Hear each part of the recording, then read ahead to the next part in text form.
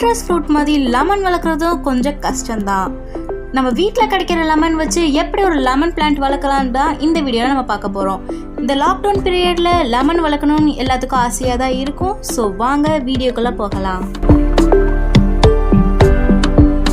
First லெமனில் இருக்க சீட்ஸை separate பண்ணிக்கணும். இப்போ ஒரு பாட் எடுத்து அதில் மண்ணை ஃபில் பண்ணிக்கலாம். நீங்கள் ஆல்ரெடி பாட் வச்சுருக்கீங்கன்னா அதில் மண் இருந்துச்சுன்னா அந்த மண்ணை நல்லா தோண்டி விட்டுக்கோங்க.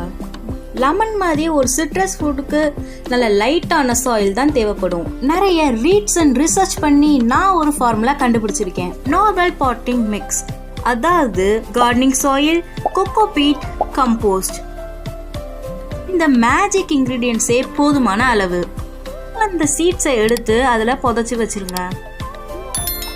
புதைச்சி வச்சதுக்கு அப்புறமா வாட்டர் ஊற்றிக்கோங்க.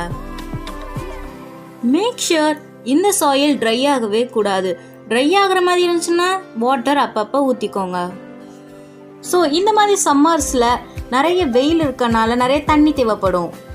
ஸோ வாட்டர் எப்போவுமே ஊற்றிக்கிட்டே கிராஃப்டட் லெமன் பிளான்ட் வந்து நீங்கள் எந்த வருஷத்தில் அந்த பிளான்ட்டை வச்சிங்களோ அதே வருஷத்தில் அது ஃப்ரூட்ஸை கொடுக்க ஆரம்பிச்சிடும். சீட்ஸ் வழியாக வச்ச பிளான்ட் வந்து ஃப்ரூட்ஸ் ப்ரொடியூஸ் பண்ண 5 இயர்ஸ் ஆகும். நீங்கள் பிளான்ட் வாங்க போகிறீங்கன்னா அதில் கொஞ்சம் ஃப்ரூட்ஸும் கொஞ்சம் ஃப்ளவர்ஸும் இருக்கிற மாதிரி பிளான்ட்டாக பார்த்து வாங்கிக்கோங்க.